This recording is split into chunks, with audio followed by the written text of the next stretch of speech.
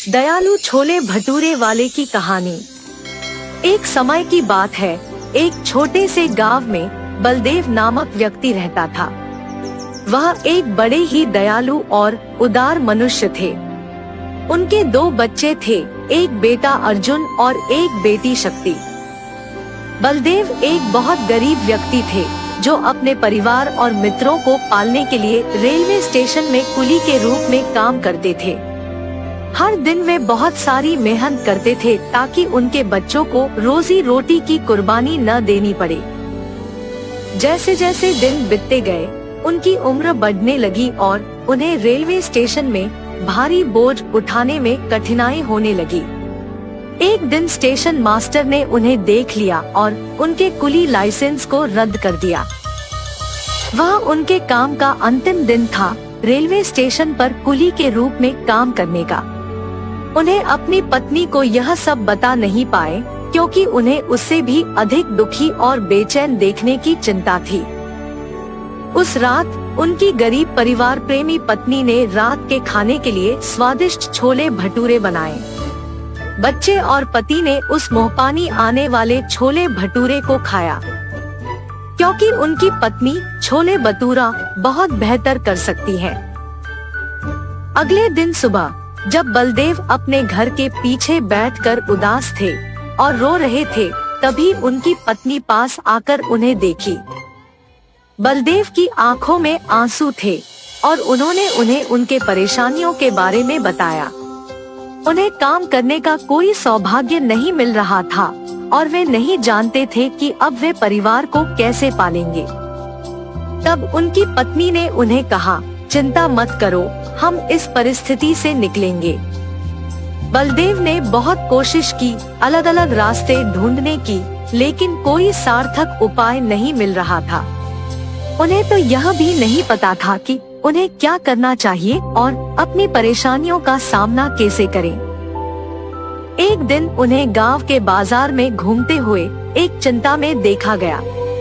उसके मन में एक विचार आया, क्या वह भी बाजार में कुछ कर सकते हैं। वह तुरंत ही एक पुरानी और छोटी वाहन खरीद लिया, जिससे वह छोले भटूरे बेचने का व्यापार शुरू कर सकते थे। उन्होंने बाजार में छोले भटूरे की दुकान खोल दी। उनकी मेहनत और दयालु और सस्ते तरीके से उन्हें अत्यंत प्रसिद्ध किया। कभी कभी उन्होंने अपने छोले भटूरे को गरीबों को मुफ्त में दिया, जो पैसे नहीं दे पा रहे थे।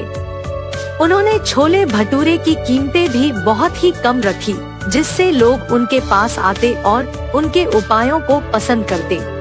बलदेव की अद्भुत मदद करने और स्वादिष्ट खाने के वजह से वे दयालु छोले भटूरे वाले के रूप में विख्यात हो गए।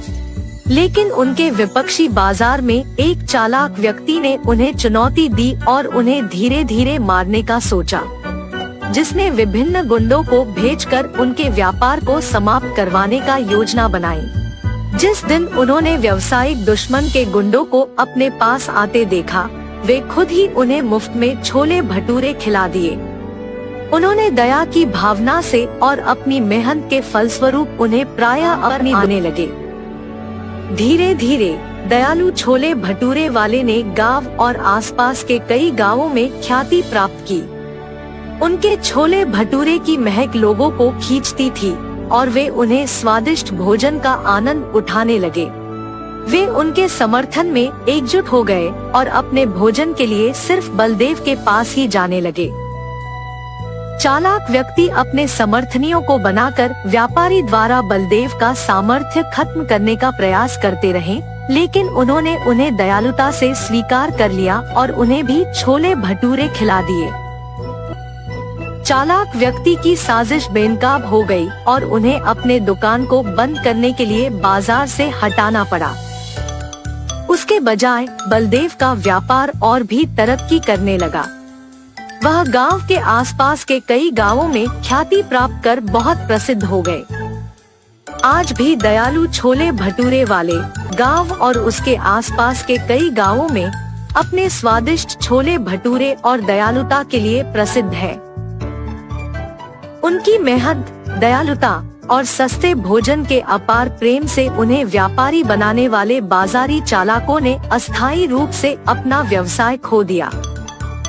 उनकी कहानी सभी के मन में एक उदार और दयालु व्यक्ति बनने की चेतना को जगाती है।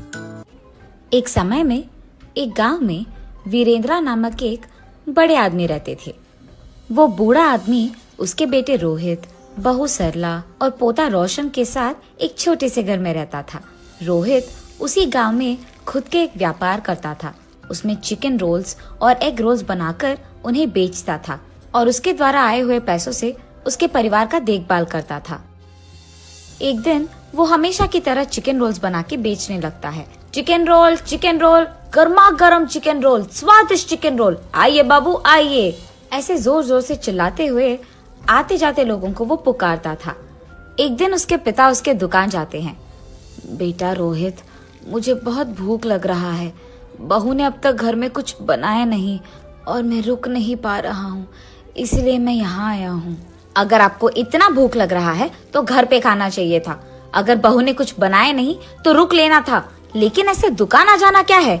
आप क्या समझ रहे थे पापा? आप वहाँ खड़े होकर मेरा समय वृथा मत कीजिए, चलिए घर चले जाइए।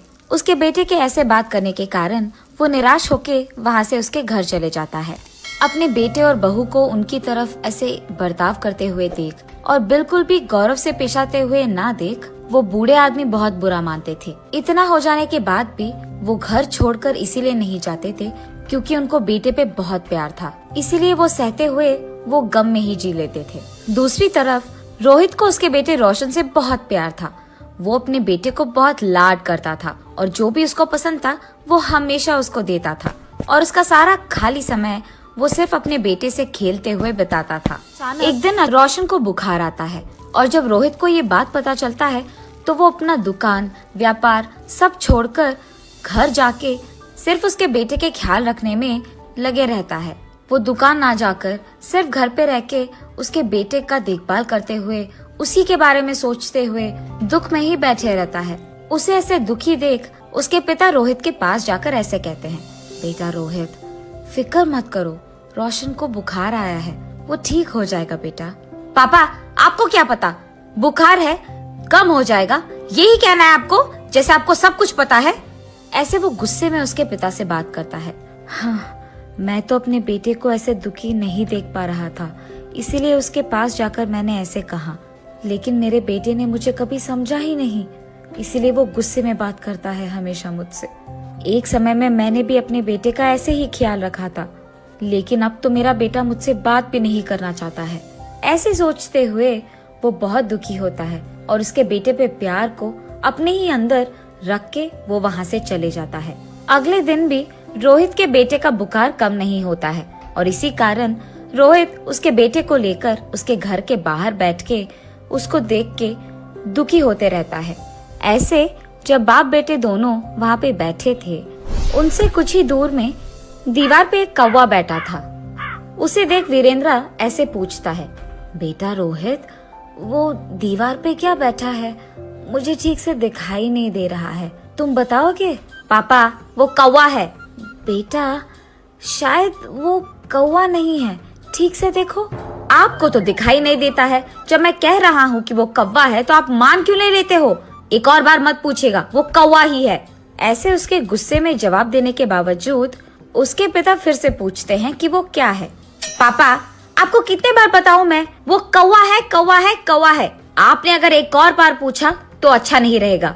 ऐसे वो और गुस्से में जवाब देकर उठकर वहाँ से चले जाता है। उसके बेटे को वहाँ से उठ के चले जाते हुए देख वो और भी दुखी होते हैं। ऐसे कुछ दिन बीत जाते हैं। एक दिन रोहित अपने बेटे को उठाकर खेलते हुए उसके घर के सामने रहता है और ठीक तभी उसके घर के दीवार पे एक कौवा आता है। पापा पापा, वो दीवार पे क्या है? बेटा, उसको कौवा बुलाते हैं। पापा पापा, वो क्या है? उसे क्या बुलाते हैं? बेटा, उसे कौवा बुलाते हैं। पापा, वो क्या है? बेटा, उसे कौवा बुलाते हैं।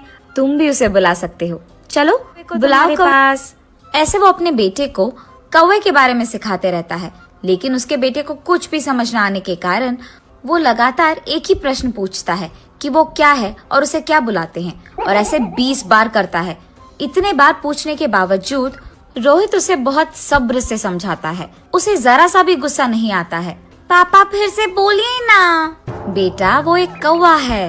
एक दिन जब मेरे पापा ने यही बात पूछी थी तो मैंने उन पर गुस्सा किया था और उन्होंने सिर्फ 3 बार पूछा था, और इसीलिए क्योंकि उनको दिखाई भी नहीं दे रहा था। लेकिन जब मेरे बेटे ने 20 बार भी पूछा तो मैंने उस पर जरा सा भी गुस्सा नहीं दिखाया और बहुत सब्र से उसको सब कुछ समझाया। मेरे पापा ने भी मेरा इतना ही ख्याल रखा था बचपन में, लेकिन बड़े हो जाने के बाद मैं उनका ख्याल नहीं रख रहा हूँ। ऐसे सोचते हुए वो बहुत दुखी होता है और ठीक तभी उसको घर के अंदर से जोर जोर की आवाजें आने लगती है। मेरी बीवी किससे बात कर रही है? ये सोचते हुए वो घर के अंदर जाता है। तुम्हारा बेटा तुम्हारा ख्याल नहीं रखता है, मैं भी तुम्हारा ख्याल नहीं रखती हूँ, फिर भी आप इसी घर में रहते हो, कभी बाहर जाते ही नहीं हो। शर्म नाम की कुछ चीज भी है आपको? उसके बहू को ऐसे बात करते हुए चिल्लाते हुए देख वो कुछ नहीं कहते हैं और बस चुपचाप बैठे रहते हैं। सरला, मेरे पापा बूढ़े हैं, क्या बड़ों से ऐसे ही बात किया जाता है? उनका देखभाल करना हमारी जिम्मेदारी है, ये मत भूलो। और तुम पापा से ऐसी ऊंची आवाज में बात कर रही हो? हाँ, क्या आप ही बात कर रहे हैं? हाँ, मैं ही बात कर रहा हूँ। कल जब हमारा बेटा भी बड़ा हो जाएगा तो क्या वो भी हमसे ऐसे ही बात करेगा? सुन पाओगी उसकी ऐसी बातें? और वैसे वो अभी बच्चा है, उसके सामने अगर हम पापा से ऐसे ही बात करेंगे तो वो भला क्या सीखेगा, यही ना? इसीलिए आज से हमें ये सब बदलना होगा।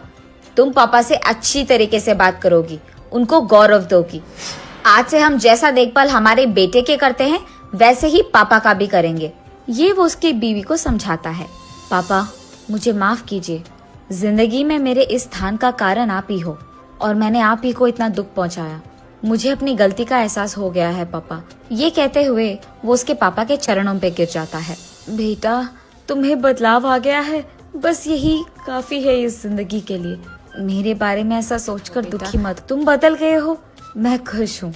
जी पापा, आइंदा मैं आपको कभी ऐसे दुख नहीं पहुँचाऊंगा और आपसे कठोर तरीके में नहीं बात करूंगा। आपका मैं बहुत अच्छा ख्याल रखूंगा, आपकी खुशी मेरी जिम्मेदारी। ऐसे ही तब से रोहित उसकी गलती का एहसास करके उसके पिता को उसके बेटे की तरह ही देखता है और रोहित के पिता भी इसी खुशी में जीते रहते हैं। और ऐसे रोहित को उसके गलती का एहसास होकर उसके दुकान में चिकन रोल्स, एग रोल्स बनाते हुए घर को भी संभालता है और ऐसे सभी खुश रहते हैं। एक समय की बात है, एक सुंदर सी सास जिसका नाम मीरा देवी था, उसकी प्यारी बहू का नाम गौरी और मानसी के साथ एक गांव में रहती थी। मीरा देवी एक समझदार और दयालु महिला थी। गौरी एक संस्कारी बहू थी जो घर की जिम्मेदारियों को पूरा करने में माहिर थी और मानसी एक खुशरम मुस्कुराती हुई लड़की थी। गांव में एक रसोई का प्रतियोगिता आयोजित की गई। मीरा देवी ने गौरी और मानसी को प्रेरित किया कि वो रसोई में हिस्सा लें और अपनी कला को दिखाएं। दोनों बहुओं ने साथ मिलकर सोचा कि इस अवसर पर एक सुंदर और लाजवाब डिश बनाएंगे।